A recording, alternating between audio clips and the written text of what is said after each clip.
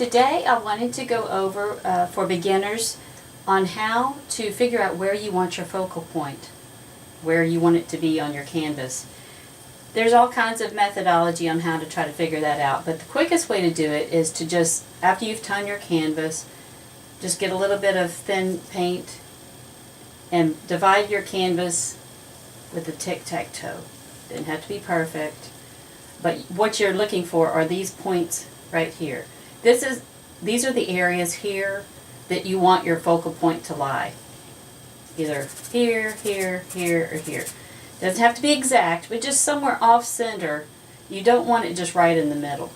There are paintings that have them right in the middle, but that's kind of their concept. On some artists they successfully pull it off, but they've got some experience behind it.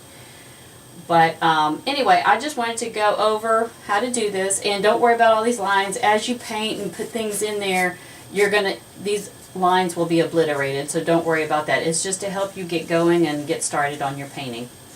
Okay, that's all for now.